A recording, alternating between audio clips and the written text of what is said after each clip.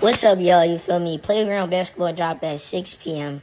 I just want to make sure everybody knows so when the game come out, nobody can be like, oh, nobody told me. Well, guess what? I told you. They will be having a bad system. They will have, you could change your dribble moves and all that. It's kind of like RH2, but just a better version. You know what I mean? Pretty comp. And definitely when I get on his raps, y'all gonna hate me at the park. But yeah, I just want to make sure everybody see that this on.